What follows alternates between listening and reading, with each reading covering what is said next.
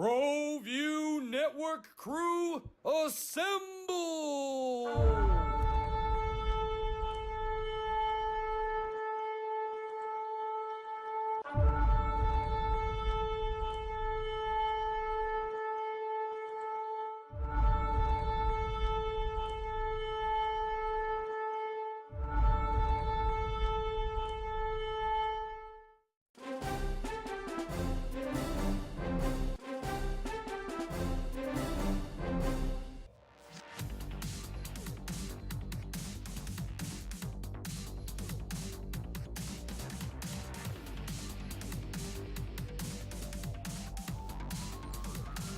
That's good for first.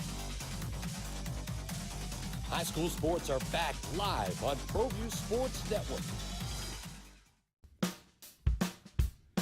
Well, I'm going to the frontier, walk up to the cashier, order up a root beer and a number one. Cover it with green stuff, one scoop is not enough. Find a booth is real tough, back by the Duke. Meet my family, meet my friends in the quirkiest restaurant I have ever been. All of Albuquerque's favorite spot, it's the Frontier Restaurant. The Frontier Restaurant is a proud supporter of Proview Sports Network. Car Crafters, proud supporter of Proview Sports Network. Are you sure we're supposed to be doing this? Don't worry, I've watched him do it 1,000 times. Come on, what's the worst that can happen? No! Bad dog! Hi, welcome to Car Crafters. What happened? Don't worry, we'll make it like it never happened. Car crafters, it's like it never happened.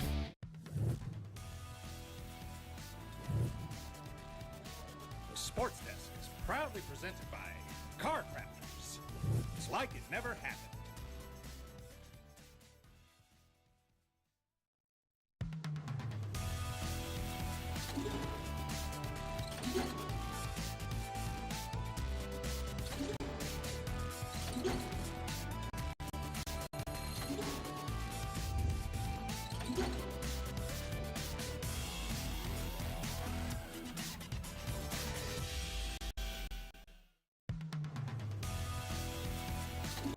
Welcome everybody here to another edition of the Sports Desk. I'm Scott Galletti. We have Ed Nunez back, and we have the whole crew here, Alden Ioane and company, back in the studio, and we have a big show here in store today. We're going to be talking a lot of high school football. We'll talk some Lobos as well.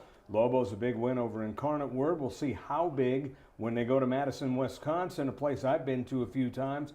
Very tough place to play, and they will be playing the University of Wisconsin this week. But first things first, week 2, Ed Nunez in the books. Well, you know, I was out there at Lightning Bolt Stadium on Friday for the Cleveland-El Paso Franklin game, and Lightning Bolt Stadium, lightning delayed for an hour and 38 minutes. So, and Alden Ioane and myself and Roger Holian were surprised because they left the field, and then when they came out, there was lightning bolts even more, the strikes, but they're 30 miles away, I guess. But I'm telling you, the Storm is an impressive 35-4 since 2015, and it's a team that's very tough to beat there, very tough to beat. So El Paso Franklin came in much hyped, had some very good players, but Cleveland comes away again 35-21, so I really enjoyed covering that game. Yeah, well, that's why a lot of people are talking about Cleveland as one of their favorites for the state tournament and hoisting that blue trophy.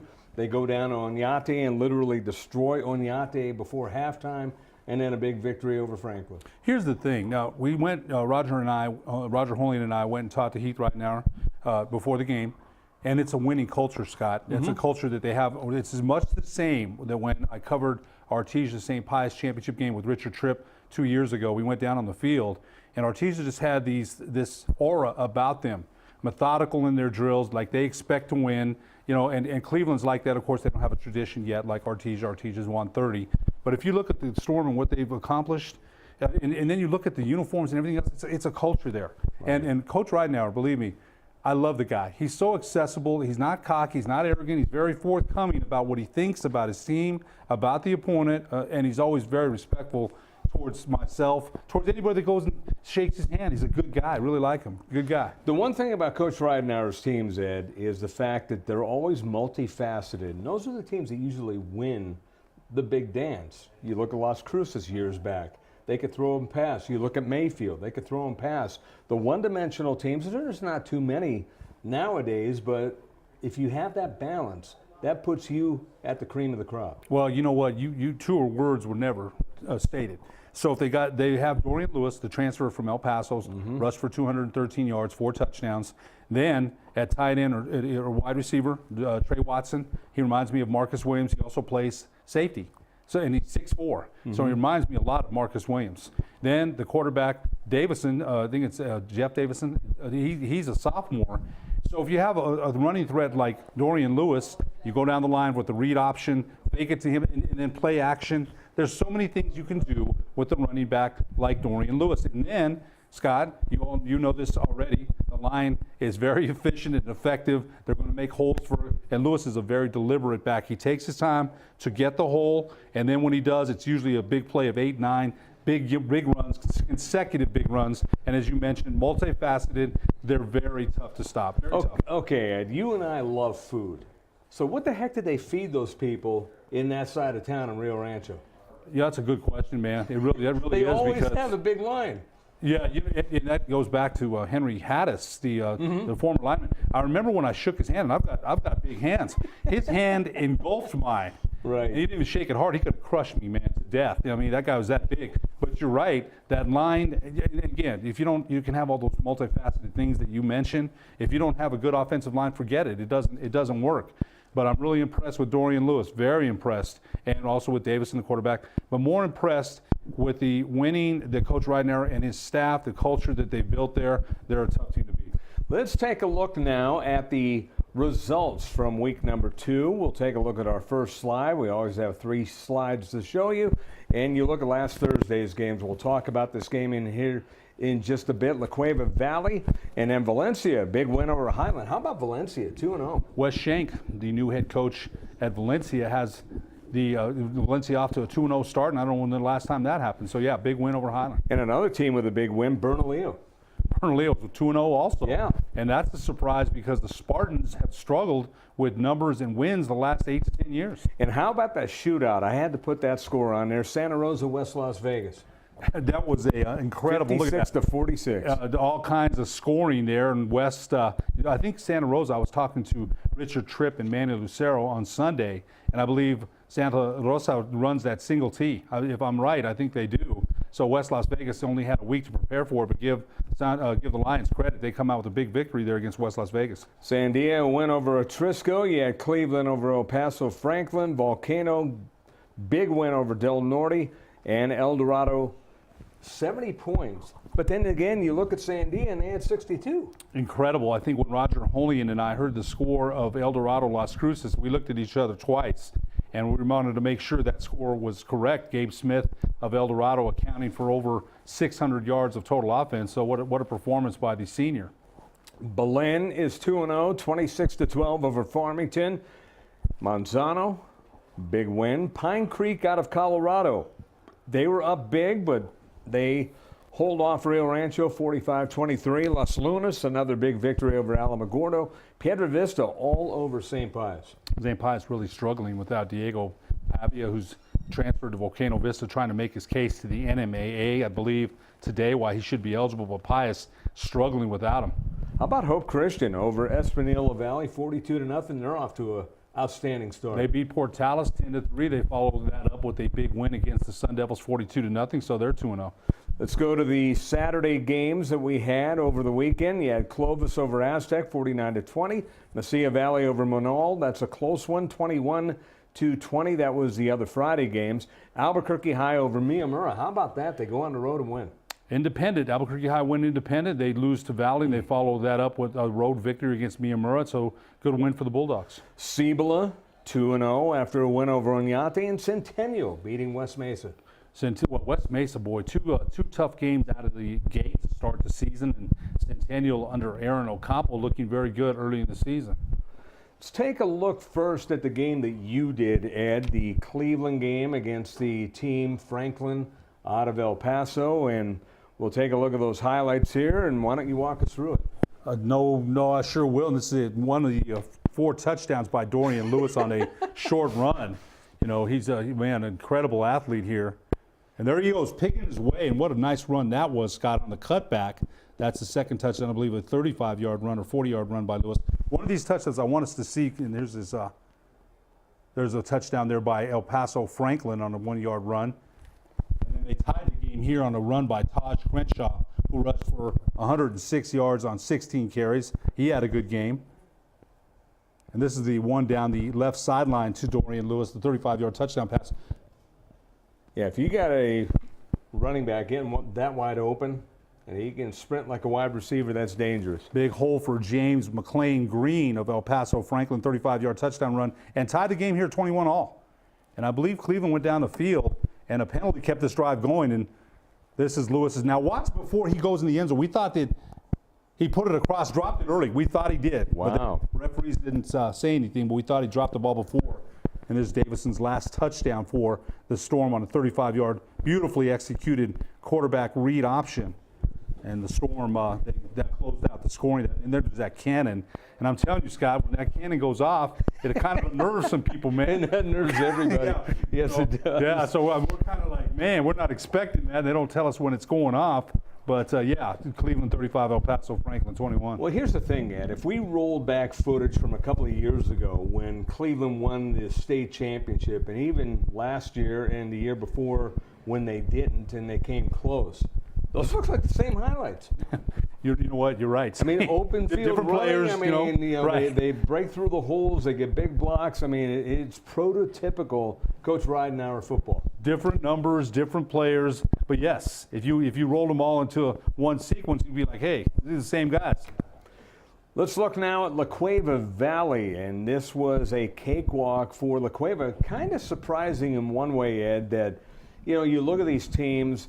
Del Norte, on the other hand, they had a tough one this past week. You saw the score on that. But Valley started off looking like they were going to do some stuff, but the La Cueva defense, too much for them, and no points for the Vikings.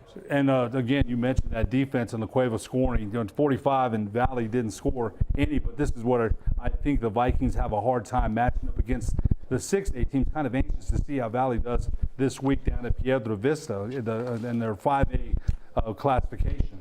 And Dylan Summer had another good game, and of course they have a bevy of talent with DeAndre Williams leading the charge. He already has 367 yards of 2 games offense rushing in 2 games. That's incredible, and him and Diego Casillas of Berlin, 2 of the top running backs in the state, I'm thinking here.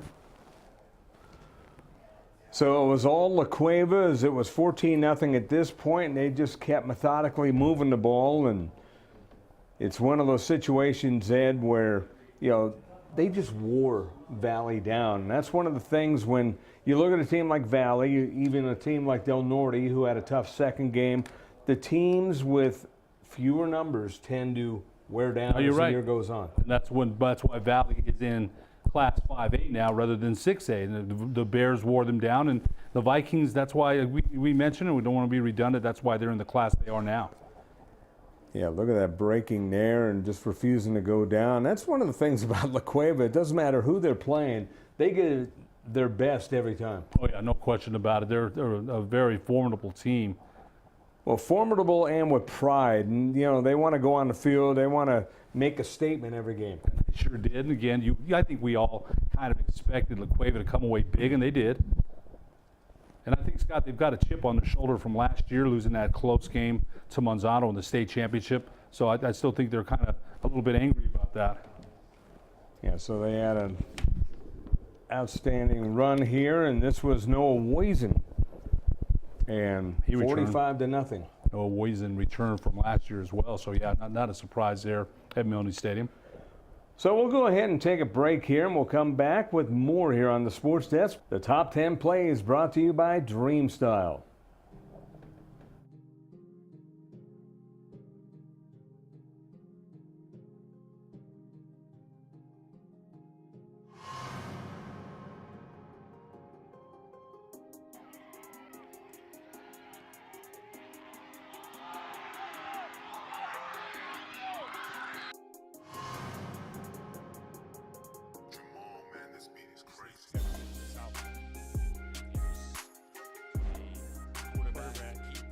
Summer, and Summer's still going as he breaks another tackle in the 5 all the way into the end zone. Touchdown.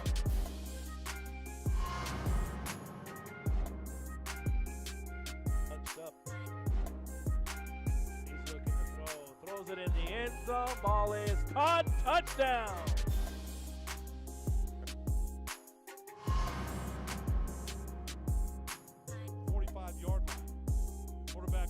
Davison, nice move by Davis, 35, 30, got a block, 15, 10, 5, touchdown. Nice. Jeff Davison, 45-yard touchdown run, and he started it with the fake salute. Oh man, this beat is crazy.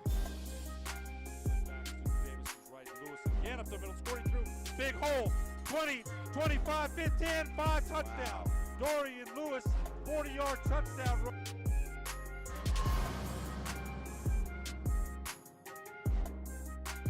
That's just me.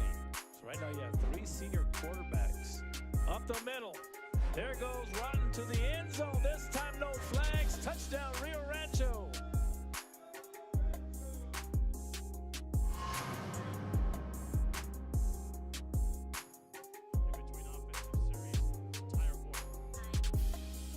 Look out.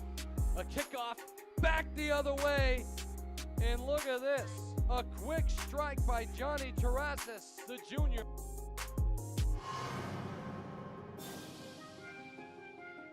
Strikes back behind us. I'm wondering how close those are getting. Ew, don't need any more of those. On the return is Kyle. Kyle's in the open and look out. He's got some room. Kyle's to the 30.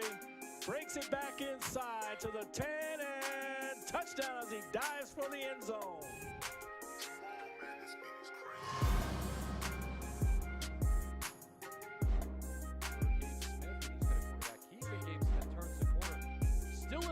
Got a block, shot out of a cannon, and he's gone. There's your answer. Touchdown, and Gabe Smith takes.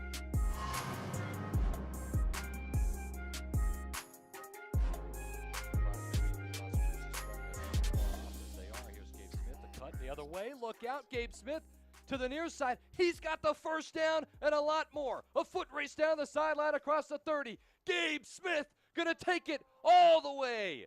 Touchdown.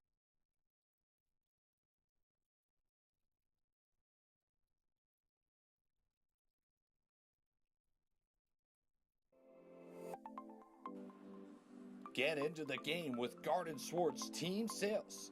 They have everything you need, from screen printing, embroidery, and digital printing services, high school letterman jackets, and all high school and club uniforms, and individual and team apparel with the most reliable brands like Speedline, Rollins, and Wilson.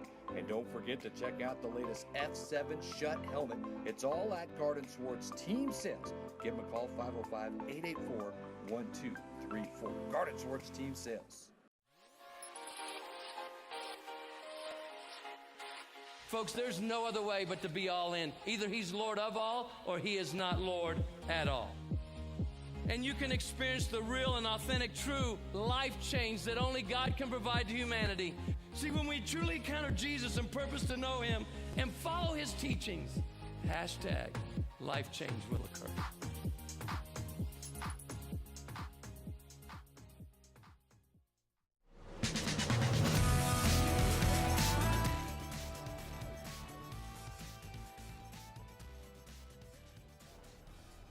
We're back here on the Sports Desk. I'm Scott Galletti along with Ed Nunez, Alden Ioane, our fine director. We have Josh Brown, Jason Pohl back in the back. They're always helping out. And we're talking sports here today.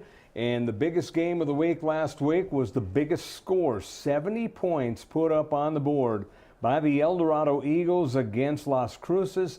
I don't think Las Cruces has ever had that happen to them before, let alone in their home stadium. Yeah, that's a good point. 70-42, and there's some highlights here. Take a look at these highlights here as, well, we'll see those in just a second here. But, I mean, it's unbelievable. A lot of people felt that El Dorado was going to go down there and win. As you see the score, 70-42.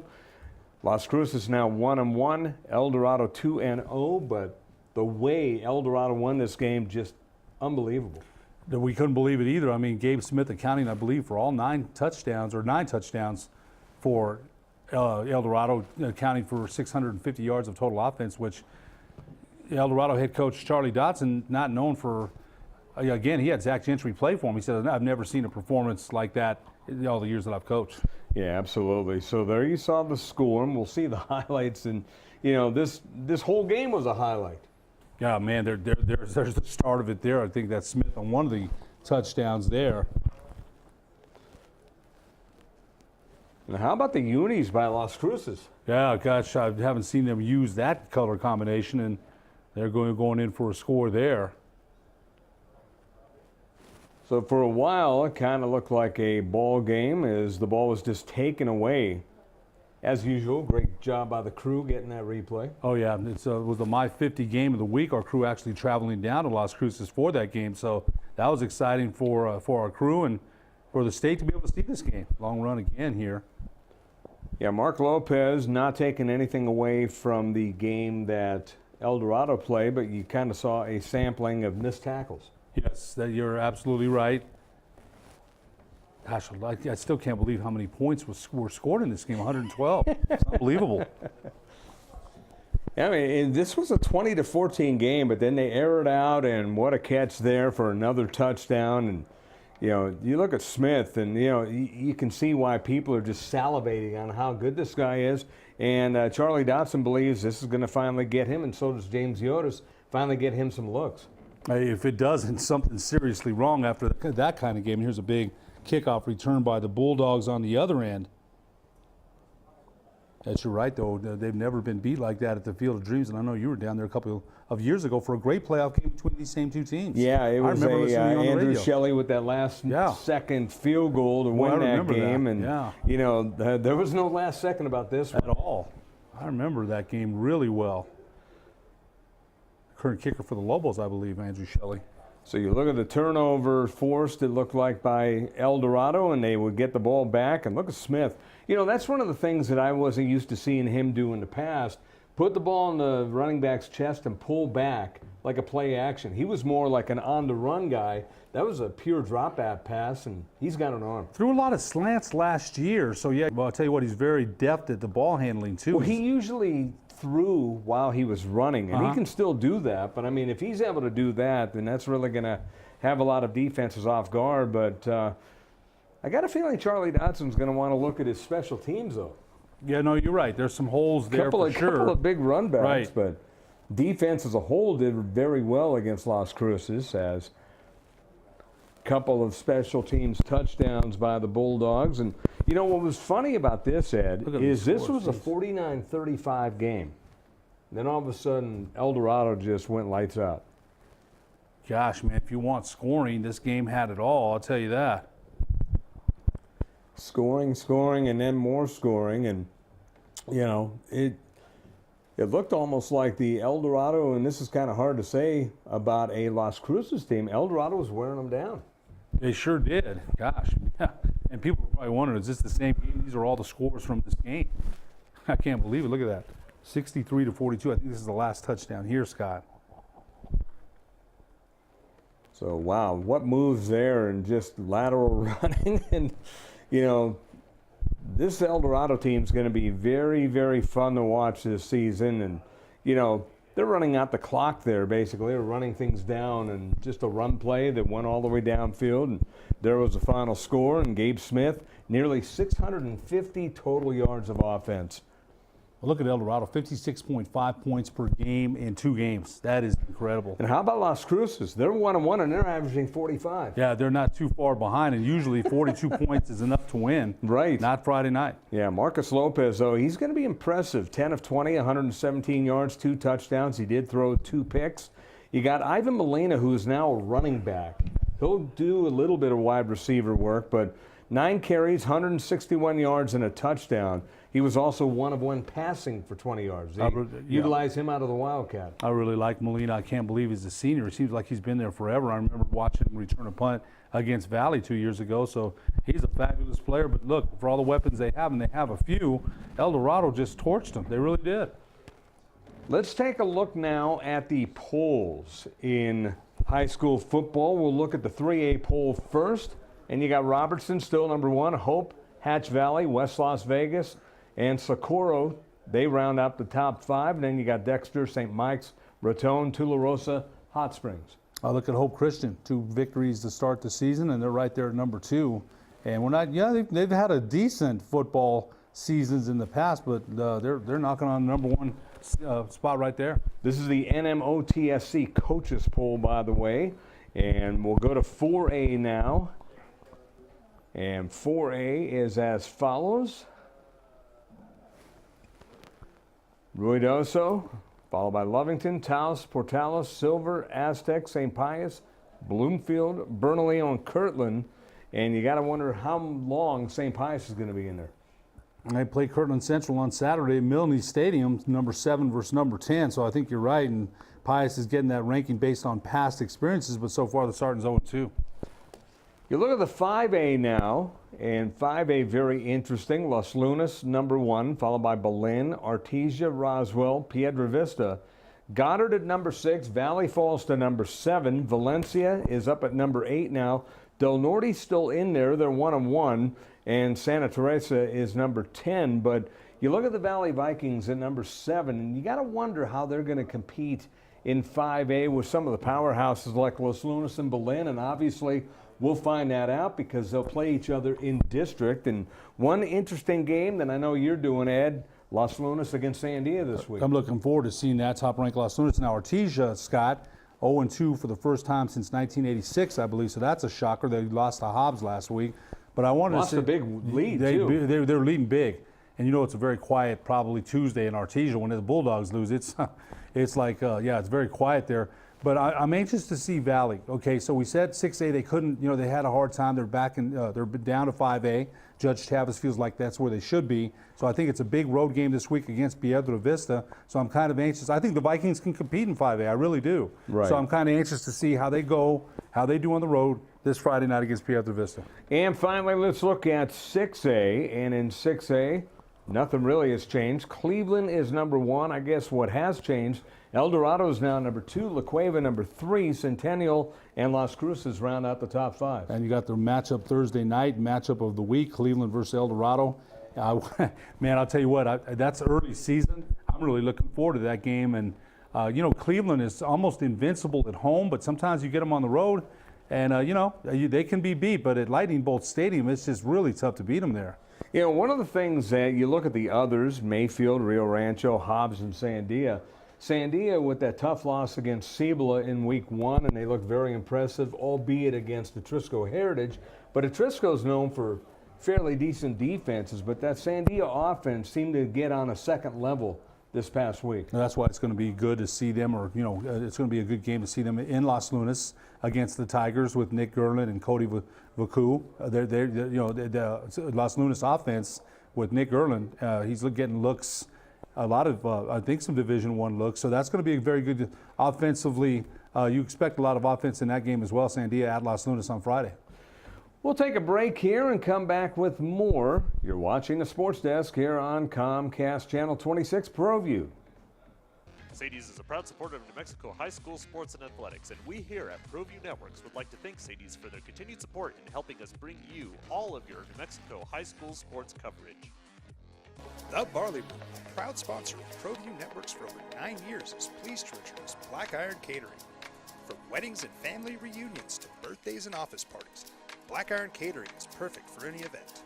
Contact Jamie at 505-459-8259 and book your event today. Black Iron Catering. Let us bring our kitchen to you. The New Mexico High School Coaches Association, established in 1941, is an organization of New Mexico's best and most professional interscholastic coaches. Coaches across work daily to help our student athletes excel in the classroom, on the field of play, and in our communities. Students that participate in interscholastic activities attain higher grades, higher graduation rates, and higher wages. Responsible for the North-South All-Star Games, statewide Coaches Award Program, and providing multiple professional development opportunities for New Mexico's coaches. Be a great coach by coaching beyond the game. Don't sacrifice quality of flavor when you're in a hurry. Golden Pride offers ribs, fried chicken, green and red chili breakfast burritos, and Frontier Cinnabons. 4 great locations, or visit us online at goldenpride@abq.com. Golden Pride Barbecue Chicken and Ribs, proud supporter of Proview Sports. Proview Network crew, assemble!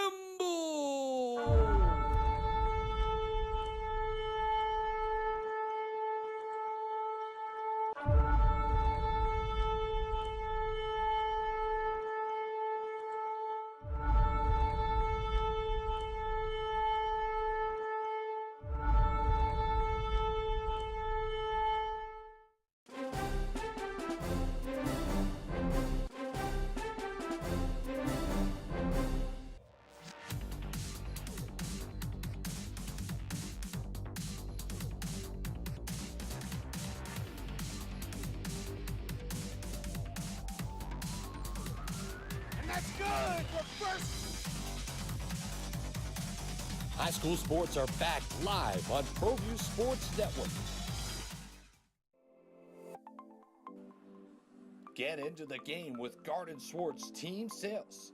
They have everything you need, from screen printing, embroidery, and digital printing services, high school letterman jackets, and all high school and club uniforms, and individual and team apparel with the most reliable brands like Speedline, Rollins, and Wilson. And don't forget to check out the latest F7 Shut helmet. It's all at Garden Swartz Team Sales. Give them a call, 505-884-1234. Garden Swartz Team Sales. Folks, there's no other way but to be all in. Either he's Lord of all or he is not Lord at all.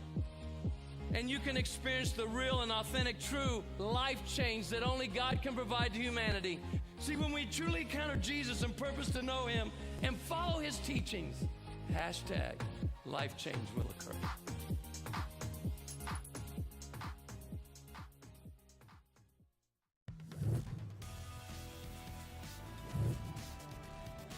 The Sports Desk is proudly presented by Car Crafters. It's like it never happened.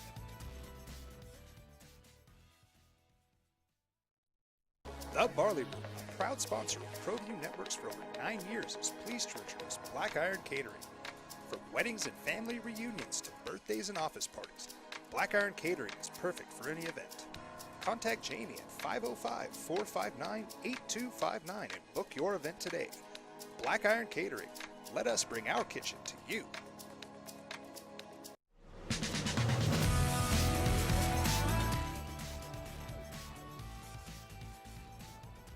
And welcome back, everyone, here to the Sports Desk. Scott Galletti along with Ed Nunez. We're talking sports here on the Sports Desk, and one of the things that we got for the first time, the NMOTSC Volleyball Coaches Poll. It's the beginning of the year, and we'll kind of let you know where things stand. We'll start with 1A, Melrose, Logan, Elida, Des Moines, and Tatum round out the top 5. And 2A, you have Texaco, followed by Santa Rosa, number 2, Loving, number 3, Magdalena, number 4, Mesilla Valley is number 5. 3A, Robertson, number 1, St. Mike's, number 2, Santa Fe Prep is number 3, Sandia Prep is number 4, and Bosque is number 5. Class 4A, I know you know about this team, St. Pius ranked number 1. And they seem to be in volleyball almost every year. They're either ranked number 1 or right at the top. St. Pius is number 1, followed by Ortiz number 2, Las Lunas number 3, Moriarty is 4th, and Hope Christian is number 5. Okay, wow. Yeah, so yeah, the volleyball is underway as well. And then we'll round out the top 10 here before we get to your thought, Ed. Goddard number 6, Portales number 7, Albuquerque Academy is number 8, Espanola Valley number 9, and Los Alamos number 10. Wow, yeah. So again, 3 local teams in the top 10. Right, Albuquerque Academy right there as well. So your thoughts just on like the St. Piuses and the Hope Christians. Sandia Prep in the past has always been good. Some really good lower level teams here in Albuquerque. No doubt about it. As you mentioned, Pius has always seemed to have a very solid volleyball program for many years now. Sandia Prep and Hope Christian, so that's good. And Albuquerque Academy, I believe you said ranked number 8. Mm-hmm. So yes, that's good to see local teams ranked so high. And in Class 5A, there's no longer a 6A in volleyball. So Class 5A, You have La Cueva and number 1, Centennial number 2, Sandia is 3rd, Rio Rancho number 4, Las Cruces number 5, Volcano Vista is number 6, Cibola number 7, Piedra Vista 8, El Dorado is 9, and Cleveland is at number 10. And Sandia, one of the teams that James Yotis is talking about, and a lot of people are talking about as a potential Blue Trophy carrier. Well, it's good to see also Rio Rancho at number 4 with longtime head coach Toby Manzanares, who also coached at St. Pius. Right. So, yeah, good to see Rio Rancho there, Speaking too. of Coach Manzanares, that guy knows volleyball like the back of his hand. And, you know, he's such an even-keeled guy and just gets the most out of the girls that he coaches. I've known him for many years, many years. I used to work with him long time ago, and I really think the world of him. I thought the world of him back then, and gosh, his girls, even the ones that have played for him in the past, just really think the world of him. They really do. So good to see the Rams at number 4 there. Now we're 2 weeks in. Before we get to this week's upcoming schedule, Ed, what are some of the things that have surprised you, if any, in the first couple of weeks? You know what? I think just the 70 points put up by El Dorado at Las Cruces was a big surprise. I knew Gabe Smith was good. I remember watching him. I really liked him last year. I didn't know he was that good. Right. When you go down to Las Cruces and you account for 650 total yards or total offense, and you run for 4 and you pass for 4, I don't know. And somebody mentioned about Gabe Smith that he reminded them of Ronnie Daniels, and then Ronnie Daniels, the La Cueva running back. I mean, when you mention names like that, Ronnie Daniels got a scholarship to Texas Tech. Right. And so when you name explosive players like that, I think of Bobby Newcomb back in the day at Highland. Bobby Newcomb, every time I turn on the TV, he's going for 60 yards. Right. So I want to see, this Thursday's a big test, and don't think that it wasn't a test against Las Cruces at the Field of Dreams, because it was. But when you play Cleveland, and I was just telling Adam Deal this, they're almost invincible at Lightning Bolt Stadium. They really are. They're very tough to beat at Lightning Bolt. But if you get them outside, they got beat last year by La Cueva at Wilson. So I'm anxious to see how they perform on the road against El Dorado. Now, they've been on the road before, but I think that kind of surprised me. Lynn, Diego Casillas, still, it's kind of, you and I talked about it, behind a totally revamped line, is still running wild. He's a workhorse back. Right. By the end of the fourth quarter, you'd think that he's worn down. He's wearing down the linebackers, the front. He gets stronger as the game goes on, and it's amazing because sometimes that's cliche, he gets stronger. We actually, Roger Holian and I, a couple of weeks ago, we actually watched it in person. He does wear down the other team. Workhorse. And I think that surprised me that, I was kind of wondering, because I remember Rowdy Robinson, one of the Berlin guys last year, I remember him, he was gone. So they lost a lot, and this Diego Casillas is still dominating. So I think that's, that's surprising me, but that intrigued me. West Shank and Valencia, 2-0. That's kind of a surprise. Artesia at 0-2. That's a surprise. So Albuquerque High goes on the road and wins at Miyamura. Rio Grande still has their losing streak going at 37, so maybe they'll break through later on in the season and get that W that they're looking for. Back to Gabe Smith, it deserves a little more mention. The fact that game was actually, after watching the replays, because I haven't gone back and watched the game yet, it was a closer game than a lot of people think looking at the score, and then all of a sudden El Dorado just ran away with it. Well, 49-35, you mentioned, and all of a sudden, man, he just scores 3 more touchdowns and puts that thing, puts the nail in. And if you're Las Cruces defense, you couldn't stop Smith all night. So I'm interested. I won't be there, but I kind of want to know, how does Coach Ridenauer look? Coach Ridenauer has been around. Again, he's got they're 35-4 since 2015. Right. But what's the meeting this week like with the defensive staff? How are we going to contain this kid? And plus, I'll tell you this: keep an eye on Cleveland linebacker Deion Hunter. He's going to be very key in that game. 6'1", 235 pounds, already getting some D1 looks. Keep an eye on him, number 44 for Cleveland. I'm gathering he's going to be a big part of trying to contain Smith on Thursday night. Yeah, the one thing that we're going to see both teams try to do, but El Dorado, very strong last year with Gabe Smith with that hurry-up offense where they just run to the line, snap it, get a lot of snaps, wear the other team down. Now you got Gabe Smith, kind of a combination rollout passer, rollout runner, and drop back passer. You don't know what he's going to do. Yeah, what do you the stop thing him? is, as we saw, they had guys getting wide open right away, and that's the thing that a lot of people aren't talking about. Charlie Dotson, once again, has a nice supply of wide receivers. No, he does. You know, the other player I think is going to be key for Cleveland is Trey Ortega, the younger brother of Gabe Ortega, at safety, number 12. But I think who had a good season last year. Yeah, you know, he sure did. And it's almost like you're just thinking you're seeing Gabe Ortega again. He's got the same number. It's only been a couple of years since Gabe Ortega left. But I think if you're Coach Ridenauer, you almost have to have Deion Hunter spy. You have to have him spy. Someone's got to spy on Smith. Otherwise, he's going to go crazy and have another big game. I don't know how much you can stop that anyway, but who hears of games like that? That's Madden-like, 650 yards of total offense. That's just incredible. Just going back to the rankings, Cleveland, El Dorado, La Cueva, you got Centennial up there in Las Cruces, still kind of, you know, about 5 or 6 teams that can win. But to me, there only seems to be about 3 or 4 teams that realistically will win. You're right. I think you're right. Cleveland right now and El Dorado look, you know, like the class of 6A. And La Cueva. La Cueva. Don't let me forget La Cueva. La Cueva in that defense.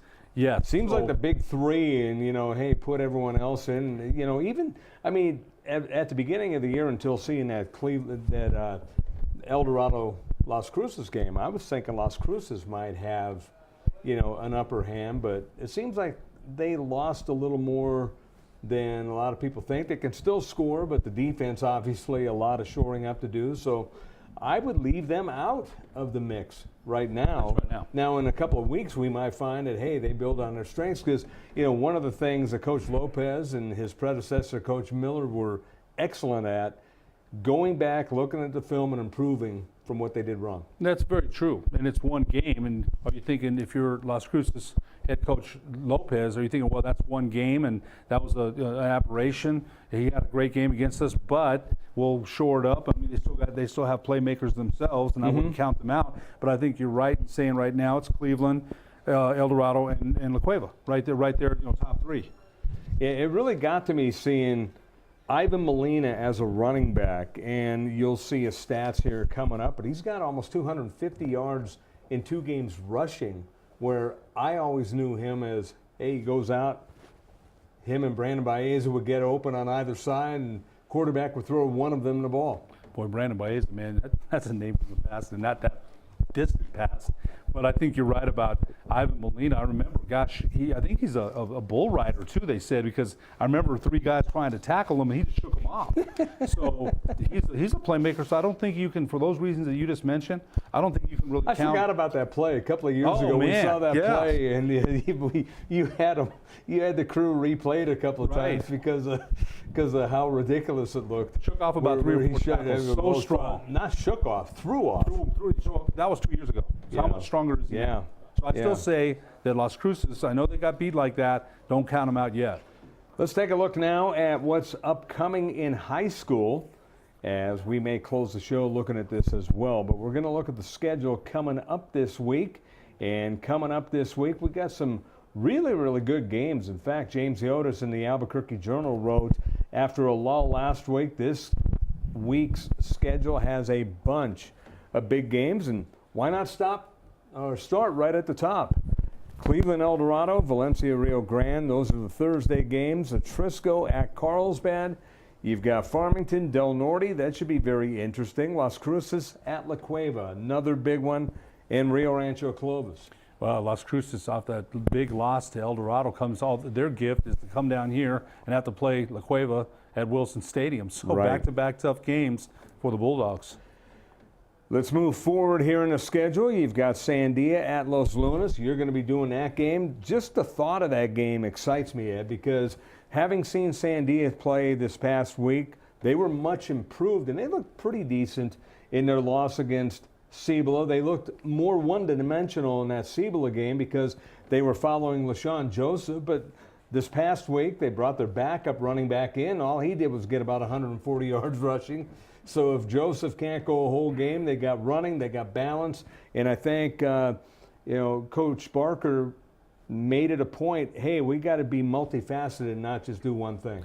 They're going to need that and more against the Los Lunas, number 1 ranked Los Lunas Tigers in 5A. That's going to be an interesting game, Scott. You should see a lot of offense, no question. Another interesting game. You got Belen 2-0, and they're going to a wounded animal, if you will. They're going to Artesia, the Bulldog Bowl, where Artesia is 0-2. Something like, how long's it been, you said?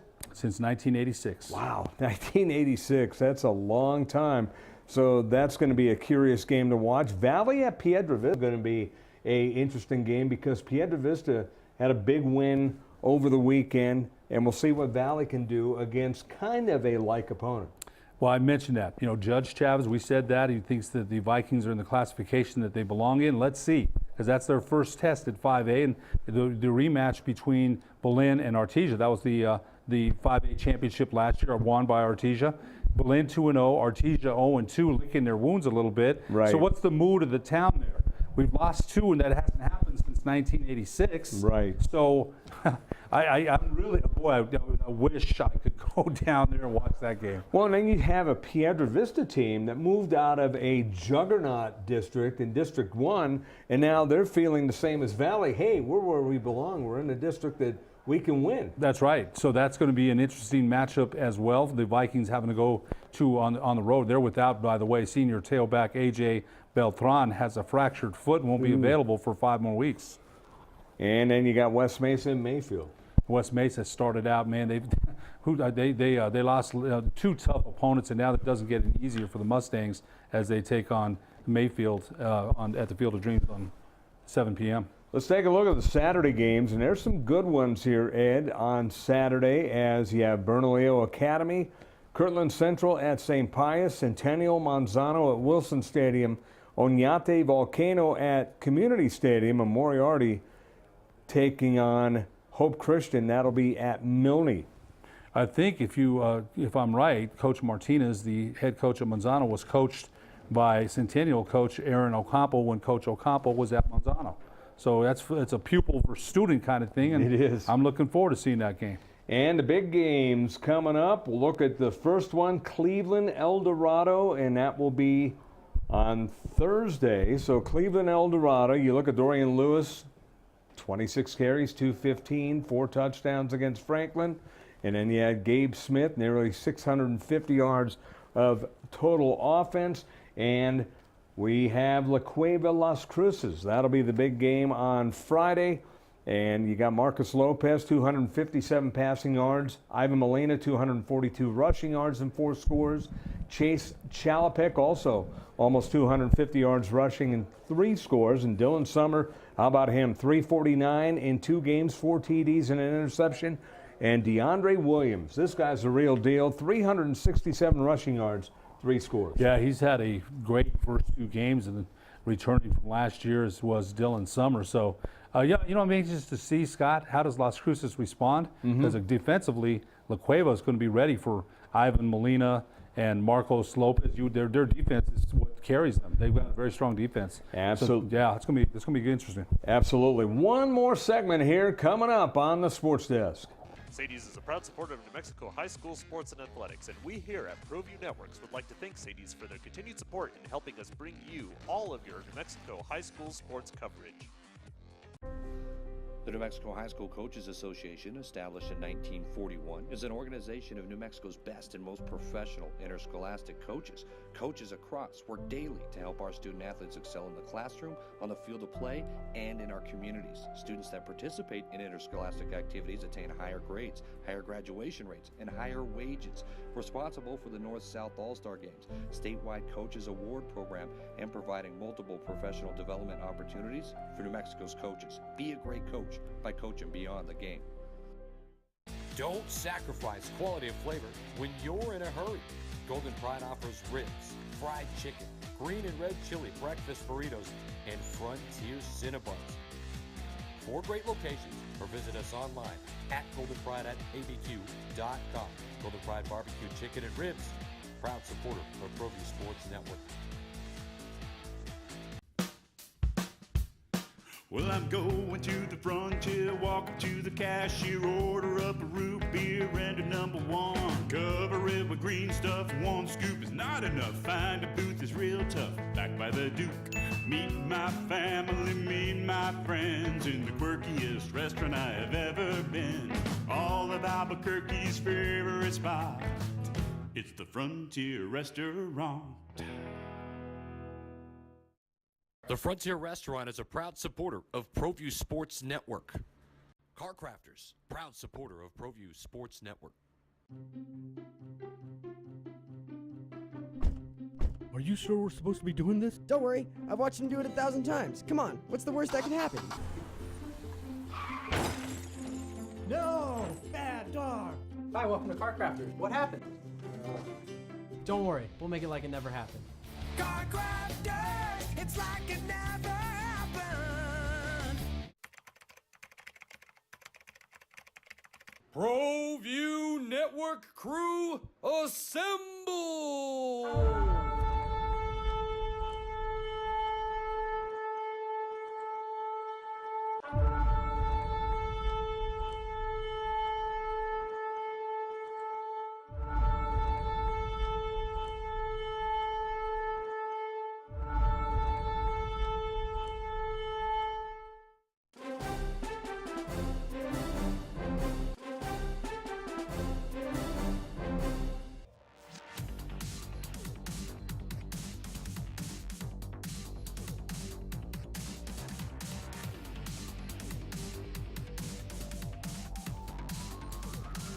That's good! We're first! High school sports are back live on Proview Sports Network.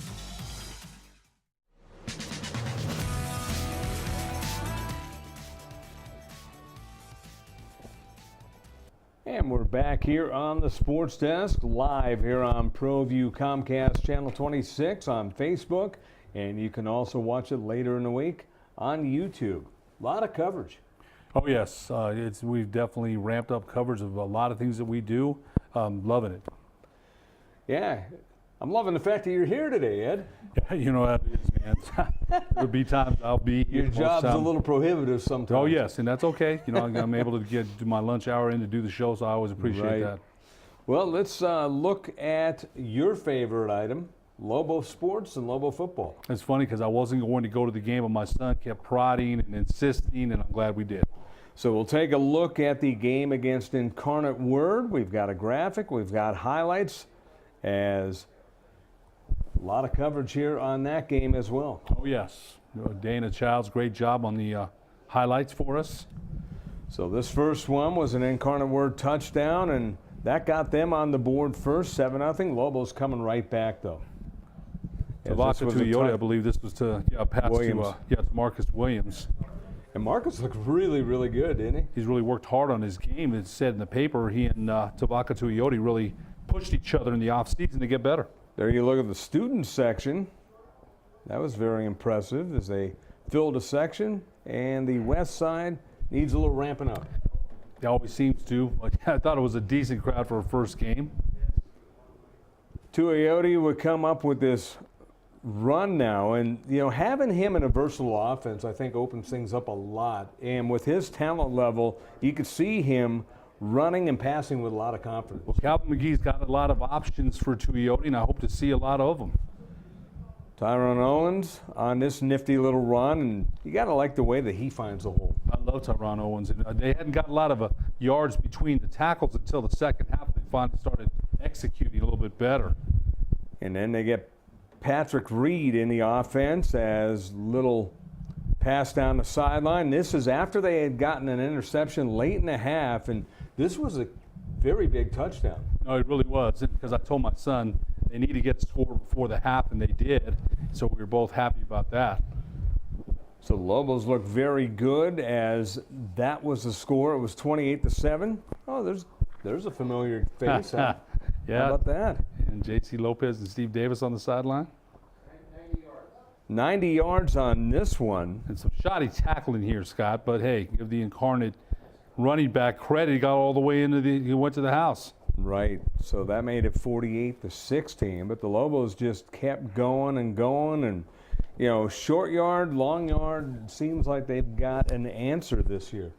They did. Defensive. There's the stats after the game, but I'll tell you that New Mexico head coach Bob Davie a little bit upset with the defense. They gave up over 500 yards of offense, so he definitely has to shore that up. Yeah, John Copeland, by the way, a freshman quarterback, 328 yards, a touchdown, a pick. But 328, that's a lot. No, it is, and I think that they didn't decide on Copeland as a starter until a week before the game, I believe. So Incarnate put, they've got a good offensive system, and they put some points up on the board, but the Lobos a big first game victory. Look at Tuiotti's marks, 13 of 21, 327, 4 TDs, an interception, and Zanir Schuler. This is a guy that people were ranting and raving. Folks that I talked to after the game said this guy is a guy to watch out for. My son kept mentioning him. I knew the other players, but I hadn't heard of Schuler. And my son kept mentioning him. Now, definitely going to keep an eye on him now. So you look at 680 total yards to 566. That's what I mentioned. It's a lot of yardage. Coach Davey wasn't happy with the defense. He wasn't happy at all. And no, he's got to be happy with the offense. No. There's cup half full, half empty, whatever you want to call it. Right. But he knows that they have to get better defensively. Of course, this week they've got Wisconsin. That's going to be a very tough game for New Mexico. Yeah, let's take a look at that now. Upcoming, Wisconsin will be the host, and I've done a couple of games on national radio in the past there, and that is a very, very vocal place, a tough place to play. Texas A&M gets, their accolades for the 12th man and everything, but Wisconsin right up there with noise. But Wisconsin ranked 4th in the nation with one of the nation's best offensive lines. So that's going to be tough for the UNM defensive front, who didn't get a lot of pressure on the Incarnate Word quarterback on Copeland. So I don't know. It's going to be, again, you know what? What do we expect? We hope they're competitive. Wisconsin should come away with a win, right? We're not saying that. The key to me is the game next week, the week after in New Mexico State. Right. Because here's the thing. Here's what I think. The Lobos have lost two of the last 3 years to the Aggies, right? So you're going down to Las Cruces in New Mexico State, missing their quarterback, receiver, and running back from last year, and they've had their 2 tough games. Now, if you beat the Aggies, it's good, right? If you don't, right. What are you waiting for next week? The next week at University or Dreamstyle Stadium as far as attendance. Hopefully, people still keep coming out to the games. That's what you want to see. But I think that game against New Mexico State, then they follow that up with Liberty, and Liberty's no picnic either. You mentioned how good Liberty could be. Yeah, they put up 50-something points the other day, and their offense was clicking. In fact, they almost had 600 yards of total offense also. That's Turner Gill, the coach. And I'm not saying as a Lobo fan. And that was after a slow start, by the way. Right. So as a Lobo fan, I'm not saying that game against New Mexico State is a make or break game, because it's not. It's not. But I'm just saying that I think the Lobo fans, they want to see us beat our rival. And the Aggies have gotten us the last 2 years, and plus they went to a bowl game last year. So right now their fortunes are a little bit higher than the Lobos. And I'm not saying again that that's not the key to the season, but I'm just looking at it like, hey, if they can beat the Aggies there and come in 2-1 against Liberty, at least and then hopefully beat Liberty, be 3-1. Hopefully. Thing that stands out for Wisconsin, Alex Hornibrook, the quarterback, 257 passing yards, and I know they called off the Dogs too. You got to wonder what he's going to be able to do against the Lobo defense. Yeah. That game's on the Big Ten Network at 10 a.m. on Saturday, and I'll be tuning in for sure. But, I'm just, look, Scott, I'm under no illusions that, to me, that'd be a huge upset, right? We're not saying that, but I want them to be competitive and not come out of the game with any major injuries. That's the way I'm looking at it. I'm a Lobo guy. I'm a Lobo fan. I want them to win. I'm going to tune in. But, realistically speaking, it's hard to go up to Wisconsin and beat the 4th-ranked team in the nation with the athletes you have versus the athletes that they have. Let's be honest. Final moments, Ed. What do you think this week? Well, again, it's going to be another great week of high school football. I'm really looking forward to the Cleveland El Dorado. I don't play. I wasn't a football player, but I was a basketball player. So anytime you had a big, game for us against Sandia or Albuquerque High, I would think about that game for a whole week. So Cleveland El Dorado, I've got tingles just thinking about that game, because it's going to be a great matchup at Wilson. I was actually thinking of going out there until Alden Iowani said it's on TV, so I'll just sit at home and enjoy that game. Yeah, you see that game on Comcast 26, and you can also see the La Cueva game against Las Cruces on My 50. That's the game of the week. That'll do it for us this week. We'll talk to you next week live here at 10:30 on Tuesday. For Alden Iowani, Ed Nunez, I'm Scott Coletti. See you next time on the Sports Desk.